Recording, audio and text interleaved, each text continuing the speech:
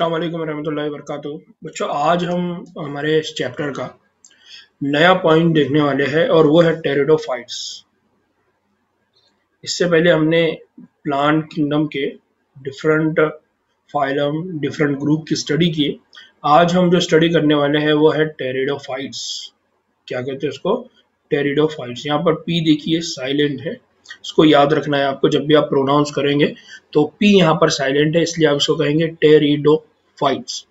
Now pteridophytes के यहाँ पर दो बहुत इंपॉर्टेंट एग्जाम्पल है जिसको आपको याद रखना है। एक है हॉर्स टेल और दूसरा है फर। हॉर्स टेल और फर, ये दो एग्जाम्पल है टेरिडोफाइट्स की। ये जो टेरिडोफाइट्स होते हैं इनका इस्तेमाल जो होता है वो अद्वियात में होता है। अद्वियात मतलब दवाइयों की बनाने में। किसमें होता है? दवाइयों के बनाने में इनका इस्तेमाल होता है। और जमीन की मजबूती रहने में, जमीन की मजबूती मीन्स जहां पर भी ये ग्रोथ करते हैं या जहां पर इनका ग्रोथ होती है, जहां पर ये डेवलप होते हैं, जहां पर ये पैदा होते हैं, उस जगह की जमीन को ये बहुत मजबूत कर देते हैं। मजबूत कर देते का मतलब ये है कि अगर जोर की बारिश भी आती है तो वहां से वो मिट्टी बहकर नहीं जाती। तो अक्सर होता यह है कि सॉइल इरोजन होता है। सॉइल इरोजन का मतलब ये होता है कि बारिश होने की वजह से बहुत जरखेज जमीन बह के चले जाती है। आपने कई जगह पर देखा होगा कि वहां पर बहुत बड़े अमाउंट में, बहुत बड़ी क्वांटिटी में सॉइल होती है, लेकिन बारिश आने के बाद वहां से मिट्टी बह जाती है। तो ये जो बहने का प्रोसेस है, इसको रोकने के लिए टेरिडोफाइट्स को वहां पर ग्रोथ दी जाती है, वहां पर उनको पैदा किया जाता है। दो चीजें यहाँ याद रखना है कि टेरिडोफाइट का एक तो अद्वियात दवाओं के बनाने में इस्तेमाल होता है, दूसरा जमीन की मजबूती, सॉइल इरोजन से बचाने के लिए उनका इस्तेमाल होता है। और अक्सर बागबानी में भी इनको इस्तेमाल किए जाते हैं। बागबानी में मतलब जो हमारे गार्डन होते हैं ना, गार्डन वगैरह जो होते हैं जहाँ पर हम जाके खेल कूद करते हैं, हम हमारा मूड फ्रेश करते हैं, तो ऐसे एरियाज में भी, बागबानी में भी, यानी घर के आंगन में, घर की दालान में, या आपने अक्सर टेरेस वगैरह पे भी अब इस तरह का आर्टिफिशियल वे में घासों को उगाया जा रहा है, आर्टिफिशियल वे में फर्स को उगाया जा रहा है, तो उसमें भी इनका इस्तेमाल होता है। कानून इर्तिका, अगर हम इवोल्यूशन की बात करें, कानून इर्तिका मतलब अगर हम इवोल्यूशन पॉइंट ऑफ व्यू से अगर बात करें कि पहले कौन आया, फिर कौन आया, फिर कौन आया ना, हम ये कहते हैं कि जमीन बनी, फिर जमीन के ऊपर धीरे धीरे धीरे बहुत सारे जानदार आए। तो अगर इस कानून Irtika evolution point of view से अगर बात करें तो इसके मुताबिक ये पौधों का पहला ग्रोह है। ये कौन है? मतलब दुनिया के अंदर सबसे पहला ग्रोह जो आया, तो वो ग्रोह कंसिडर किया जाता है कि वो टेरिडोफाइट्स है। लेकिन ये कौन सा ग्रोह है? ये वो ग्रोह है जिसके अंदर क्या था? वेस्कुलर टिश्यू था। उनके अंदर क्या मिला हमको? Vascular tissue. वेस्कुलर टिश्यू मतलब उनके अंदर हमको वेस्कुलर टिश्यू, जाइलम और फ्लोएम। जाइलम और फ्लोएम क्या है? ये बहुत इंपॉर्टेंट चीज है। एक है फ्लोएम और एक है जाइलम। ये दो टिश्यू है और वेस्कुलर टिश्यू। तो यहाँ मैं इन दो टिश्यू को एक्सप्लेन करूंगा और आगे बढ़ेंगे।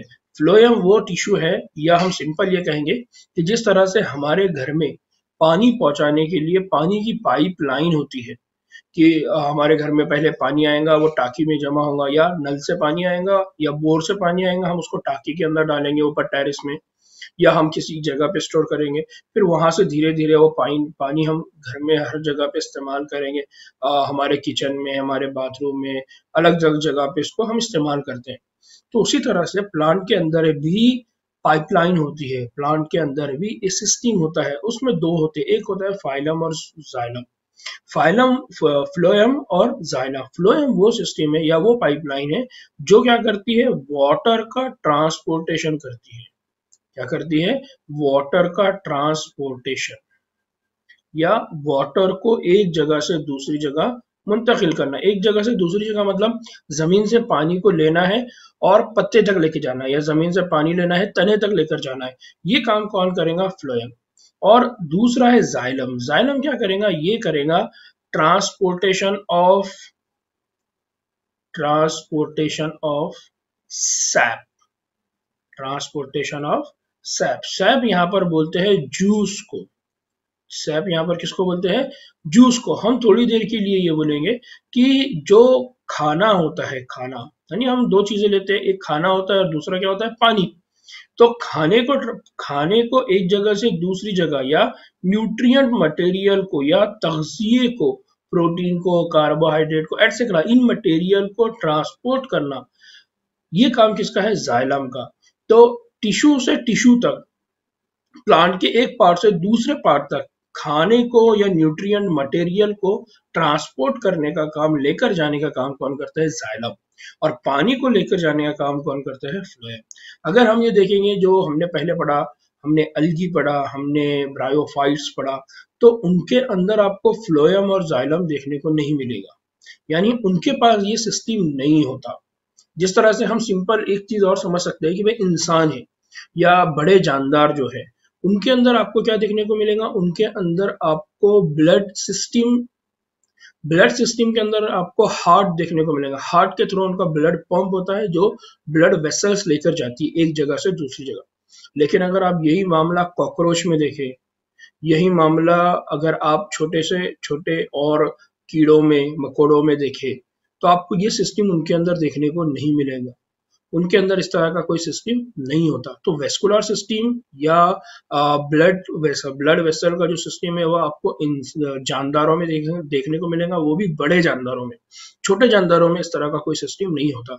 इसी तरह से प्लांट के अंदर भी जो छोटे प्लांट होते हैं या जो इनिशियल प्लांट होते हैं, उनके अंदर आपको फ्लोएम, जाइलम, वेस्कुलर टिश्यू नहीं देखने को मिलता है, बल्कि आपको जो बड़े प्लांट होते हैं, जो बड़े ग्रुप के प्लांट होते हैं, उनके अंदर देखने को मिलेगा आपको फ्लोएम, जाइलम और वेस्कुलर टिश्यू। और ये बात याद रखिए कि ये टेरिडोफाइट की खुसूसियत है, इसकी ये कैरेक्टरिस्टिक है कि ये पहला वो प्लांट है दुनिया के अंदर जिसके अंदर वेस्कुलर सिस्टम, जिसके अंदर फ्लोएम, जाइलम देखने को मिला है। तो अक्सर एग्जाम में इस पर भी क्वेश्चन पूछा जाता है। इस पर भी पूछा जाता है कि दुनिया के अंदर पहला प्लांट कौन से थे या कौन से प्लांट का ग्रुप था जिसके अंदर आपको फ्लोएम, जाइलम और वेस्कुलर टिश्यू देखने को मिला। फिर हम इनके मामले में और स्टडी करेंगे। हम जो सबक नंबर 6 है उसमें और भी इनको डिटेल में पढ़ेंगे। बच्चों एक बात और याद रखिए कि टेरिडोफाइट्स ये ठंडी के लिए सायेदार, यानी हमको जो सुकून चाहिए, तो मैं कहा कि गार्डन वगैरह होते हैं, तो गार्डन वगैरह में अक्सर लोग गर्मियों में जाके बैठते हैं। क्यों? क्योंकि वो जो प्लांट होते हैं उससे हमको क्या मिलती है? ठंडी का एहसास होता है। वहां पर हमको छाँव दिखती है। तो होता क्या है कि इस जगह पर, यानी जहां पर छाँव है या जहां पर सायादार घना जंगल है, तो आपको नीचे ना छोटी छोटी छोटी छोटी झाड़ियां देखने को मिलती है, वहां छोटे छोटे फर्स देखने को मिलते हैं। तो टेरिडोफाइट्स ठंडी के लिए सायादार और नम जगहों पर पाए जाते हैं, ये इनकी खुसूसियात है। जबकि कुछ रेतीली जमीन पर भी नमू पाते हैं, और कुछ ऐसे होते हैं जो रेतीली जमीन के ऊपर भी क्या होते हैं? नमू पा जाते हैं। आपको अगर याद होगा या आपने लास्ट वीडियोस अगर मेरे देखे होंगे, तो ब्रायोफाइट्स का जो दौरे हयात था, दौरे हयात मतलब लाइफ साइकिल, इनकी जो लाइफ साइकिल थी, इनका जो दौरे हयात था, उसमें आपने देखा होगा कि ज़्वाजी नस्ल बहुत नुमाया थी। ज़्वाजी नस्ल मतलब हमने वहां पर दो बातें देखी थी। एक हमने देखा था वहां गैमेटोफाइटिक, है ना, गैमेटोफाइटिक, और दूसरा हमने देखा था स्पोरोफाइटिक। दूसरा हमने क्या देखा था? स्पोरोफाइटिक। तो दो तरह से हमने लाइफ साइकिल देखी थी, एक था स्पोरोफाइटिक और दूसरा था गैमेटोफाइटिक। ये जो गैमेटोफाइटिक है, इसको उर्दू में कहा जाता है ज़्वाजी। क्या कहा जाता है इसको? ज़्वाजी नस्ल। क्या कहा जाता है? और जो स्पोरोफिटिक होता है उसको कहा जाता है बजरी नस्ल। क्या कहा जाता है इसको? बजरी नस्ल। तो जो ब्रायोफाइट्स थे, उनका जो दौरे हयात था, उसमें ज़्वाजी नस्ल नुमाया और खुद परवर था, यानी डेवलपमेंट जो होता था, जो ग्रोथ होती थी, वो ग्रोथ कहाँ से होती थी? वो ग्रोथ होती थी ज़्वाजी नस्ल से, वो होती थी गैमेटोफाइटिक स्टेज से। ठीक है। लेकिन अगर हम टेरिडोफाइट्स की बात करें, तो टेरिडोफाइट्स में नुमाया नस्ल जो होती है वो होती है बजरी पौधा। वो कहाँ से होती है? बजरी। इसका मतलब यह है कि जो टेरिडोफाइटिक होते हैं वो स्पोरोफाइटिक होते हैं, यानी टेरिडोफाइट की जब ग्रोथ होंगी तो कहाँ से होंगी? स्पोरोफाइटिक होंगी। स्पोरोफाइट मतलब वहां पर क्या बनेगा? वहां पर स्पोर्स होंगे। क्या होंगे? ग्रोथ कहाँ से स्टार्ट होगी? वहां पर ग्रोथ स्टार्ट होंगी स्पोर्स से। वहां पर ग्रोथ स्टार्ट होंगी बजरों से, वहां पर डेवलपमेंट स्टार्ट होगा बजरों से। तो होता क्या है कि जो नस्ल होते हैं ये टेरिडोफाइट की, ये बजरी पौधा होता है जिसकी तफरीक तने और पत्ते पर मुश्तमिल होती है। यानी इनको अगर आप डेवलपमेंट देखेंगे, इनकी ग्रोथ अगर देखेंगे, तो इनके अंदर बहुत वाज़ेह आपको तने देखने को मिलेंगे और बहुत वाज़ेह आपको क्या देखने को मिलेंगे, पत्ते देखने को मिलेंगे। इन आज़ा में मुनज़्ज़म रगों का निज़ाम, इन आज़ा में क्या होता है, मुनज़्ज़म रगों का निज़ाम, वेस्कुलर सिस्टम मौजूद होता है। जैसे मैंने पहले कहा कि टेरिडोफाइट की खुसूसियत क्या है, इनकी पहली कैरेक्टरिस्टिक क्या है कि ये इनके पास वेस्कुलर सिस्टम होता है, वेस्कुलर टिश्यू इनके पास होते हैं जिसमें फ्लोएम जाइलम होता है। तो यहाँ बहुत इंपॉर्टेंट चीज याद रखना है कि इनके अंदर तने और पत्ते होते हैं और ये तने और पत्तों के बीच में जो कम्युनिकेशन का काम करता है, इन दोनों को एक दूसरे से जोड़े रखने का काम करता है, वो कौन करता है, ये रगे करती है, ये वेस्कुलर सिस्टम करता है। टेरिडोफाइट में दो किस्म के पत्ते पाए जाते हैं। अगर हम टेरिडोफाइट की बात करें तो इनमें दो किस्म के पत्ते पाए जाते हैं। ब्रायोफाइट्स में भी हमने ये पढ़ा था। एक वो होते हैं जिनको हम कहते हैं छोटे कोचिक बर्गी, क्या कहते हैं उनको, छोटे कोचिक बर्गी, माइक्रोफिल्स, क्या कहते हैं उनको, माइक्रोफिल्स। इसकी एग्जाम्पल है स्लाजिनेला, इनकी एग्जाम्पल कौन है, सलाजिनेला। ये जो प्लांट है जिसको हम कह रहे हैं माइक्रोफिलिस, ये सलाजिनेला, इसमें क्या है, सलाजिनेला या माइक्रोफिलस, इसके अंदर होती है सिंगल वेन, इनके अंदर क्या होती है, सिंगल वेन। ये जो वेन आपको दिख रही है ये वाली, ये सिंगल वेन है, ये सिंगल वेन इनके पास होती है। तो होता ये है कि इनके पास एक सिंगल वेन होती है, सॉरी ये वाला जो प्लांट है इनके अंदर क्या होती है, सिंगल वेन होती है, एक ही वेन इनके अंदर आपको क्या होगी, देखने को मिलेगी। इनके अंदर कोई ब्रांचिंग आपको पैटर्न देखने को नहीं मिलेगा, उनको कहते हैं माइक्रोफिलस।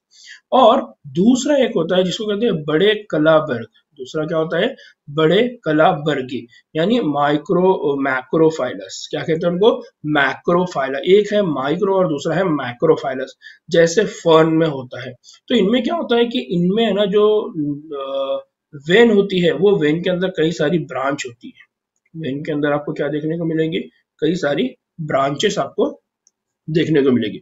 तो जो माइक्रोफिलस होता है उनके लीफ के अंदर सिंगल वेन होती है, और जो माइक्रोफाइलस होता है, जो मैक्रोफाइलस होता है, उन मैक्रोफाइलस के अंदर आपको क्या देखने को मिलेंगी, ब्रांचिंग वेन, क्या देखने को मिलेंगे आपको, ब्रांचिंग वेन। तो ये बहुत इंपॉर्टेंट है, इसको आपको याद रखना है। ना एक और चीज कि जो बजरी पौधे हैं, बजरी पौधे हैं, तो बजरी पौधे पर स्पोरेंजिनियम होता है, क्या होता है, स्पोरेंजिनियम। इसके ठीक नीचे एक छोटा सा पत्ता होता है और उसके नीचे एक छोटा सा क्या होता है, पत्ता होता है। यानी अब हम जो बात कर रहे हैं कि इनकी लाइफ साइकिल जब चलती है तो इनके अंदर वो कौन कौन से ऑर्गन है, कौन कौन से पार्ट है जहां पर ये स्पोरोफिटिक जनरेशन होती है, जहां पर बजरे बनते हैं। तो यहाँ पर हम यही बात करें कि अगर हम ये बात करें कि स्पोरोफिटिक प्लांट यानी बजरी पौधे वाले जो प्लांट है, तो उन बजरी पौधों पर स्पोरेंजिनियम होता है, उनमें क्या होता है, स्पोरेंजिनियम। स्पोरेंजिनियम मतलब वो जो स्पोर बनाएगा, जो बजरे बनाएगा। स्पोरेंजिनियम मतलब, स्पोरेंजिनियम का मतलब होता है वो जो क्या बनाएगा, बजरे बनाएगा। क्या बनाएगा वो, आगे चल के बजरे बनाएगा। स्पोरेंजिनियम मतलब जो क्या बनाते हैं, बजरे बनाने का काम करते हैं। तो स्पोरेंजिनियम होता है जहां बजरे बनते हैं। इसके ठीक नीचे यानी वो स्पोरेंजिनियम के ठीक नीचे एक छोटा सा पत्ता होता है, यानी एक लीफ की तरह स्ट्रक्चर होता है जिसे स्पोरोफिल कहते हैं। क्या कहते हैं उसको, स्पोरोफिल।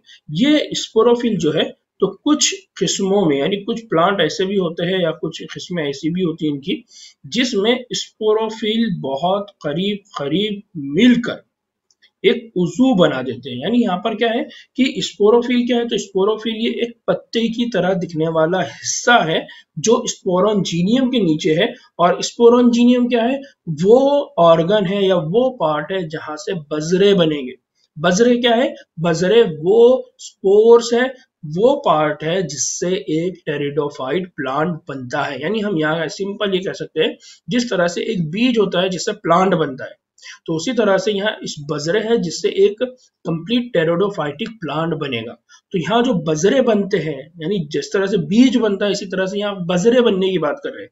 तो बजरे कहाँ बनते हैं? ये स्पोरेंजिनियम के अंदर बनते हैं, और स्पोरेंजिनियम के नीचे एक लीफ की तरह, पत्ते की तरह दिखने वाला छोटा सा हिस्सा है। वो जो छोटा सा हिस्सा है जो पत्तों की तरह दिखने वाला है, अगर एक से ज्यादा हो जाए और वो एक दूसरे के करीब आए, जिसको हम स्पोरोफिल कह रहे हैं, तो कई सारे स्पोरोफिल मिलेंगे और वो क्या करते हैं, एक उजू बनाते हैं। उस उजू को हम कहते हैं स्ट्रोबिलीज। क्या कहते हैं उसको? हम स्ट्रोबिली। और ये स्ट्रोबिली, या उसको दूसरा नाम दिया जाता है कोन्स। क्या दिया जाता है? कोन्स। तो यहाँ देखिए जो डायग्राम है, इस डायग्राम में देखिए आपको बहुत वाजे स्ट्रोबिलीज दिखाई दे रहा है। बहुत वाजे आपको क्या दिखाई दे रहा है? स्ट्रोबिलस। तो ये स्ट्रोबिलस से आगे क्या बनेंगे? वहां होगा स्पोरेंजिनियम, और स्पोरेंजिनियम से आपको क्या मिलेंगे? बजरे। और इन बजरों से आगे क्या होगा? इस बजरों से आगे चल के क्या डेवलप होगा? एक प्लांट डेवलप होगा, आगे एक काम होगा। ठीक है। नाउ इसकी एग्जाम्पल क्या है? तो इसकी एग्जाम्पल है सेलाजिनेला और इक्विसीटम। दो एग्जाम्पल है, यानी ऐसे प्लांट जिनके अंदर बजरी पौधों पर स्पोरेंजिनियम होता है। तो उसकी एग्जाम्पल है सेलाजिनेला और इक्विसीटम। ये देखिए एग्जाम्पल है, ये है सेलाजिनेला और ये इक्विसीटम। ये दो प्लांट है, सेलाजिनेला और इक्विसीटम, ये दो प्लांट है जिसके अंदर ये सिस्टम। फिर स्पोरेंजिया, यानी ये जो स्पोरेंजिनियम है, इसके अंदर ही हम बात कर रहे हैं कि स्पोरेंजिया तख्फीफी तकसीम। स्पोरेंजिया यानी स्पोरेंजिनियम के अंदर जो एक सेल है जिसको स्पोरेंजिया कहते हैं, उसके अंदर क्या होता है? उसके अंदर होता है मियोसिस। क्या होता है उसके अंदर? मियोसिस, तख्फीफी तकसीम। और इस तख्फीफी तकसीम के जरिए स्पोर, मादर खलिए में बजरे बनते हैं। यानी क्या होगा यहाँ पर? स्पोर मदर सेल, यानी एक ऐसा सेल होगा जिसको हम कहेंगे स्पोर मदर सेल, यानी वहां से स्पोर्स निकलते रहेंगे। तो वो मदर सेल है। मदर सेल, मदर मतलब वो जिसके अंदर रिप्रोडक्शन होता है, जिससे नस्लें बनती है। जैसा माँ है तो माँ से कई बच्चे निकलते हैं, उसी तरह से यहाँ पर स्पोरेंजिया है जिसमें तख्फीफ तकसीम होगी और उसके जरिए कई सारी स्पोर्स निकलेंगी। वो स्पोर्स आगे निकल के फिर हमारे एक नए प्लांट के डेवलपमेंट में, एक नए प्लांट की ग्रोथ में क्या करेंगे? मदद करेगी। ये जो बजरे होते हैं, यानी जो स्पोरेंजिया से जो बजरे, ये बजरे उगने के बाद, यानी उनका डेवलपमेंट होने के बाद एक प्रोथैलस, वो क्या बनाते हैं? प्रोथैलस बनाते हैं। ये छोटा मगर कसीर खलवी और गैर नुमाया होता है। अब ये जितने भी बजरे हैं, ये बजरे क्या करेंगे? जिस तरह से ये होता है कि फॉर एग्जाम्पल हम अनाज होता है, अनाज हमारे पास गेहूं होता है तो हम उसको थैले में डालते हैं। इसी तरह से बजरे बहुत छोटे छोटे छोटे होते हैं, तो इनको एक थैले के अंदर जमा किया जाता है, इसीलिए इसका नाम है प्रोथैलस। क्या नाम है इसका? प्रोथैलस। जो छोटा रहता है मगर कसीर कलवी होता है और गैर नुमाया होता है। इसका जिस्म चपटा फकिया नुमा होता है। ये ज़्वाजी नस्ल यानी गैमेटोफिटिक नस्ल होती है। यानी यहाँ तक कौन सी नस्ल है? यहाँ तक है गैमेटोफिटिक नस्ल। और सब्ज माया की मौजूदगी के बाद ग़िज़ाई मादे खुद तैयार होते हैं। क्या करते हैं? ये खुद ग़िज़ाई मादे तैयार करते हैं। तो यहाँ दूसरी चीज याद रखना है कि स्पोरोफिटिक जनरेशन होगी, उसके बाद स्टार्ट होती है गैमेटोफिटिक जनरेशन, और इस दौरान में ये होता है कि इनको प्रोथैलस में जमा करके रखा जाता है और वहां पर सब्ज माया होता है। वो सब्ज माया क्या करता है? वो सब्ज माया इनके लिए ग़िज़ाई मादे का काम करता है। ये ज़्वाजी नस्ल यानी गैमेटोफाइटिक नस्ल सायादार खनक जगहों पर नमू पाता है। अब ये क्या होगा कि ये जो ज़्वाजी नस्ल है, ये जो गैमेटोफाइट्स है, ये एक पर्टिकुलर जगह पे जहां पर छांव होगी, नमू होगी, जहां पर नमी होगी, जहां पर सायादार होंगे, वहां पर अगर इनको डंप कर दे, वहां पर अगर इनको रख दिया जाए तो फिर वहां पर एक नया प्लांट क्या होना? डेवलप होना शुरू हो जाएगा, ग्रोथ हो जाएगा। इनके इस खास जरूरियात की वजह से, इनकी ये खास जरूरत है, इनकी खास जरूरत क्या है? कि जगह नम हो, जगह कैसी हो? नम हो। जरूरी इन खास जरूरियात की वजह से टेरिडोफाइट्स का जो फैलाव है जोग्राफियाई तौर पर बहुत महदूद होता है। यानी हर जगह इस तरह का इन्वायरमेंट, हर जगह पे इस तरह का माहौल मिलना मुश्किल है। यानी हम खुद इंसान है, हमको हमारे खुशी वाला माहौल या हम जिस तरह का माहौल चाहते हैं वो नहीं मिलता। नतीजे में ये होता है कि उस जगह पर हम सर्वाइव नहीं कर सकते। तो उसी तरह से प्लांट का भी मामला है कि हर जगह उसको ये नमू नहीं देखने को मिलेंगे, हर जगह पर उसको नमी नहीं देखने को मिलेंगे, हर जगह पर उसको साया नहीं मिलेगा जहां पर वो अपनी ग्रोथ कर सके। ज़्वाजी नस्ल के पौधे पर नर और मादा तौलीदी आज़ा नमो पाते हैं। ये बहुत इंपॉर्टेंट चीज है, इसको याद रखिए कि जो ज़्वाजी नस्ल है यानी गैमेटोफिटिक, अगर गैमेटोफिटिक प्लांट्स की अगर हम बात कर रहे हैं तो उनके जो पौधे होते हैं उनके पौधों पर नर और मादा तौलीदी आज़ा नमो पाते हैं। नर और मादा तौलीदी उजू इनके क्या होते हैं वहां पर नमो पाते हैं। नर तौलीदी जो उजू होता है उसको हम क्या कहते हैं एंथ्रेडिया, हम बार बार रिपीट कर रहे हैं, उसको क्या कहते हैं एंथ्रेडिया। और जो मादा तौलीदी उजू होता है उसको हम कहते हैं आर्कीगोनिया। ये बार बार हम लोग पढ़ रहे हैं, हमने ब्रायोफाइट्स में भी ये पढ़ा था, हम टेरिडोफाइट्स में भी यही पढ़ रहे हैं कि नर का जो तौलीदी उजू होता है उसको आर्थ्रेडिया कहते हैं और जो मादा होता है उसको कहते हैं आर्कीगोनिया। एंथ्रोजाइड यानी एंथ्रोडिया से क्या बनेंगे एंथ्रोजाइड, एंथ्रोजाइड को आर्कीगोनियम यानी सिंपल ये कह सकते हैं कि ये जो मेल गैमेट्स है, ये जो मेल गैमेट है इस मेल गैमेट को फीमेल रिप्रोडक्टिव सिस्टम कहां पर लेकर आना है, फीमेल रिप्रोडक्टिव सिस्टम यानी फीमेल उजू तक लेकर आना है। तो इस क्या होता है आर्कीगोनियम में मौजूद बैजे तक पहुंचने के लिए यानी एंथ्रोजाइट को यानी वो जो मेल से जो गैमेट बनेगा उसको लेकर कहां पर आना है आर्कीगोनियम यानी फीमेल के पास लाना है। तो होता क्या है कि इसको पहुंचने के लिए पानी दरकार होता है, यानी यहाँ पर क्या बात हो रही है कि फर्टिलाइजेशन अगर करवाना है और स्पेशली एक और वर्ड बोल रहा हूं मैं वो है पॉलिनेशन। क्या करवाना है पॉलिनेशन, यानी यहाँ पर क्या होगा एंथ्रोजाइड मेल गैमेट है, आर्कीगोनियम फीमेल फीमेल फीमेल उजू है, यहाँ मेल उजू का फीमेल उजू के साथ इंटरेक्शन करवाना है।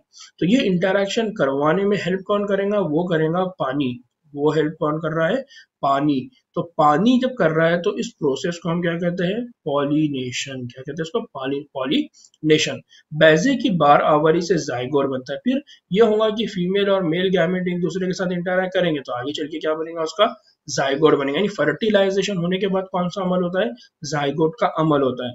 फिर क्या होगा जो खलवी तकसीम के बाद यानी खलवी तकसीम के मतलब meiosis mitosis cell division start होगा, उसके बाद क्या होगा कसीर खलवी बनेगा, फिर क्या बनेगा एक से ज्यादा खलिए बनेगा और वाज़े स्पोरोफाइट बनता है और उसके बाद क्या बनना शुरू हो जाएगा स्पोरोफाइट्स बनना शुरू हो जाएगा। इसीलिए हम ये कहते हैं कि टेरिडोफाइट्स की जो नुमाया खुसूसियात है वो क्या है बजरी नस्ल है, वो क्या है बजरी नस्ल है। यानी टेरिडोफाइट में जो डेवलपमेंट होता है वो स्पोरोफाइटिक होता है, बजरों के जरिए होता है। गैमेटोफाइट का इंटरेक्शन होगा और वो गैमेटोफाइट से आगे चल के जाइगोट बनेगा, जाइगोट के अंदर खलवी तकसीम होगी और उस तकसीम के बाद बनेंगे स्पोरोफाइट्स। ठीक है, टेरिडोफाइट्स के ज्यादा पौधों टेरिडोफाइट्स के ज्यादा पौधों में एक ही तरह के बजरे पाए जाते हैं। यानी अब जो बजरे बन रहे हैं तो बजरे एक तरह से बनते हैं, अगर एक तरह से अगर बजरे बन रहे हैं और ऐसा टेरिडोफाइट्स के ज्यादातर पौधों में होता है तो अगर बजरे एक जैसे बनते हैं तो ऐसे पौधों को हम कहते हैं होमोस्पोरस। क्या कहते हैं हम उनको होमोस्पोरस, यानी हम कहते हैं ना एक जैसे दिख रहे हैं तो होमो, और अगर अलग अलग दिख रहे हैं तो हम क्या कहते हैं हेटेरो, मुख्तलिफ, है ना। तो यहाँ पर क्या होता है कि यहाँ जो टेरिडोफाइट्स के कुछ प्लांट है उनके अंदर जो बजरे बनते हैं उनके अंदर जो स्पोर्स बनते हैं वो एक जैसे बनते हैं, इसलिए उनको कहा जाता है होमोस्पोरस। सिलाचिनेला और सालोनिया जैसे अनवा में दो किस्म के बजरे, जबकि अगर बात करें हम सिलाजिनेला की और बात करें सालोनिया की तो इनमें क्या होता है दो किस्म के बजरे, एक मैक्रो जो बहुत लंबा होता है, दूसरा होता है माइक्रो जो छोटे होते हैं। तो इस तरह के यहाँ पर क्या होते हैं स्पोर्स होते हैं, यानी दो अलग किस्म के यहाँ पर क्या बन रहे हैं स्पोर्स बन रहे हैं। इसीलिए ऐसे अनवा की हेटेरोस्पोर्स नाम से जाना जाता है। ऐसे जो अनवा होते हैं इनको किस नाम से जाना जाता है हेटेरोस्पोर्स। तो यहाँ पर याद रखना है एक है होमोस्पोरस और दूसरा नाम क्या है हेटेरोस्पोरस, होमोस्पोरस और हेटेरोस्पोरस, तो दो नाम याद रखना है। यहाँ एक ये जो मैंने ऊपर आपको बताया उसको मैं एक डायग्राम के जरिए आपको बता रहा हूँ कि ये प्लांट है, यानी ये प्लांट का जो डेवलपमेंट हुआ स्पोरोफाइटिक हुआ। स्पोरोफाइटिक मतलब इसके पास क्या है, इसके पास तना है और इसके पास क्या है पत्ते हैं। फिर इनके अंदर क्या हुआ मियोसिस हुआ, मियोसिस होने की वजह से फिर आगे क्या बने स्पोर्स। फिर माइटोसिस होना, माइटोसिस की वजह से यहाँ आगे गैमेटोफाइटिक जनरेशन आ गई। अब ये जो प्लांट था, इस प्लांट के अंदर एक पार्ट है जिसको हम कह रहे हैं एंथ्रिडिया, और दूसरा जो पार्ट है हम उसको कह रहे हैं आर्किगोनिया। यानी एक है फीमेल ऑर्गन और एक है मेल ऑर्गन। मेल ऑर्गन से क्या बनेगा? स्पर्म बनेगा, है ना। मेल ऑर्गन से मेल गैमेट बनेगा और फीमेल ऑर्गन से एग बनेगा, यानी फीमेल गैमेट बनेगा। इन दोनों के बीच में जब इंटरेक्शन होगा तो हम उसको क्या कहेंगे? फर्टिलाइजेशन। और फर्टिलाइजेशन के बाद क्या बनेगा? जाइगोट। और जाइगोट से अगेन क्या होगा? स्पोरोफाइटिक जनरेशन आएगी, बजरे डेवलप होंगे। ये बजरों से जब प्लांट डेवलप होता है तो हम उसको क्या कहते हैं? स्पोरोफाइट। तो ये जो पूरा हमने ऊपर पढ़ा है वो ये डायग्राम के अंदर बहुत सिंपल वे में समझाया गया है। अगर ये आप ये पढ़ते पढ़ते अगर इस डायग्राम को देखते चले जाए वन बाय, मैं अगर इस तरह से करता तो वीडियो और लेंदी हो जाती, इसलिए मैंने इसको बहुत शॉर्ट में समझाने की कोशिश किया। तो आप इसको थोड़ा सा जब आप स्टडी करेंगे तो थोड़ा इसको पॉज करिए और दोबारा इसको रिपीट करिए इस टॉपिक को, ठीक है ना। यहाँ पर दो बातें हो गई कि एक है जब बजरे बनेंगे तो बजरे एक जैसे भी होंगे और बजरे अलग अलग भी होंगे। अगर एक जैसे है तो होमो, और अगर अलग अलग है तो हेटेरो। मैक्रो और माइक्रोस्पोर्स उगने के बाद बिल तरतीब मादा और नर ज़्वाजी सेल्स पैदा होते हैं। अब ये जो मैक्रो और माइक्रो है, तो मैक्रो और माइक्रो में क्या होगा कि अगर मैक्रो से अगर बजरा बनता है तो वो बनाएगा मादा। मैक्रो से अगर डेवलप होता है तो वो क्या बनाएगा? मादा बजरे। और अगर माइक्रो से होता है तो वो क्या करेगा? वो बनाएगा नर। तो यहाँ बहुत इंपॉर्टेंट चीज याद रखना है, एक है मैक्रो और एक है माइक्रो। अगर मैक्रो से डेवलप होता है तो आगे क्या बनाएगा? मादा सेल। और अगर वो आगे चल के होता है तो वो क्या बनाएगा? नर ज़्वाजी सेल। क्या बनाएगा? नर मादा ज़्वाजी सेल और नर ज़्वाजी सेल। मादा ज़्वाजी सेल मतलब एग, और नर ज़्वाजी सेल मतलब स्पर्म। क्या बना देगा वो आगे चल के? स्पर्म। तो इसको याद रखना है आपको, एग्जाम पॉइंट ऑफ व्यू से, नीट के एग्जाम के पॉइंट ऑफ व्यू से ये बहुत इंपॉर्टेंट है, बहुत घुमा फिरा के क्वेश्चन हो सकता है ना। जो मादा ज़्वाजी है, मादा ज़्वाजी नस्ल इन पौधों को, मादा जो ज़्वाजी नस्ल होती है इन पौधों में कुछ अरसे के लिए परखे पौधे पर रहती है। क्या रहती है? परखे पौधे पर रहती है। जाइगोट खलवी तकसीम के बाद एम्ब्रियो में तब्दील हो जाता है। अब क्या होगा कि जो जाइगोट है वो जाइगोट के अंदर खलवी तकसीम होना शुरू हो गई। अब खलवी तकसीम जैसी होंगी तो फिर अब उसके अंदर क्या बनना शुरू हो जाएगा? एम्ब्रियो बनना शुरू हो जाएगा, एम्ब्रियो बनेगा। और इस एम्ब्रियो से फिर आगे मॉर्फोजेनेसिस होगा, फिर डेवलपमेंट होगा। पौधे की अफजाइश का ये हिस्सा इर्तिकाई तौर पर बहुत अहमियत का हामिल है, जिसके मुतालिक ये ख्यास किया जाता है कि इस तरह से तख्म या बीज की इब्तिदा हुई होगी। और इस बात से असल में ये क्यों इम्पोर्टेंट है या क्यों बहुत अहमियत का हामिल है कि ये बात समझी जाती है कि जब दुनिया पहली बार बनी और दुनिया के अंदर पहला प्लांट बना जिसके अंदर स्पोरोफिटिक जनरेशन थी, जिससे पत्ते बने, या जिसके अंदर स्पेशली वेस्कुलर सिस्टम बना, फ्लोएम जाइलम स्टिड बना, तो ऐसा हुआ होगा कि जिस तरह से आज बीज से ये सारी चीजें होती है, तो ये सारी चीजें पहले स्पोर से होती थी, बजरों से होती थी। इसलिए ये बहुत इंपॉर्टेंट है, इसको स्टडी करने में ये बहुत अहमियत रखता है। फिर बच्चों एक और चीज याद रखिए कि जो टेरिडोफाइट्स होते हैं उनको मजीद 4 क्लासों के अंदर तकसीम किया गया है। वो 4 क्लासें कौन कौन सी है? तो एक है सेलोप्सीडा। एक क्या है? सेलोप्सीडा। दूसरा है लाइकोप्सीडा। तीसरा है स्फेनोप्सीडा और चौथा है टेरोप्सीडा। तो यहाँ पर बेसिक एग्जांपल आपको याद रखना है कि 4 अलग अलग क्लासेस और है टेरिडोफाइट्स के अंदर। जैसा मैंने पहले कहा कि हम बाब नंबर 6 में इनको और डिटेल में स्टडी करेंगे। तो इंशाल्लाह अभी इस लेक्चर के अंदर जितनी भी बातें मैंने बताया, अगर इससे मुतालिक आप लोगों को कोई डाउट है, कुछ बातें अगर आपको नहीं समझ में आई, तो आप लोग यूट्यूब के ऊपर मैसेज कर सकते हैं। मेरा व्हाट्सअप नंबर भी आप लोगों के पास है, आप उस पर भी मैसेज कर सकते हैं। फिर फेसबुक पे भी एक्सिल एकेडमी का पेज बना हुआ है, आप वहां पर भी इस वीडियो को देख भी सकते हैं और वहां पर आप कमेंट भी कर सकते हैं। और दूसरी चीज की आप लोगों से खास गुजारिश ये है कि बहुत सारे स्टूडेंट्स ऐसे हैं जिनको अभी तक इस चैनल के मुतालिक नहीं मालूम, उसकी वजह ये है कि ये उर्दू चैनल है और बहुत ज़्यादा इसकी रीच नहीं है। अब ये आप लोगों की ज़िम्मेदारी है कि आप अपने दोस्तों तक इस लेक्चर की, इस चैनल की, यूट्यूब की लिंक को ज़्यादा से ज़्यादा शेयर करें ताकि ज़्यादा से ज़्यादा बच्चे इनसे फ़ायदा हासिल कर सकें। दुआओं की गुजारिश। अस्सलाम वालेकुम रहमतुल्लाहि व बरकातुहू।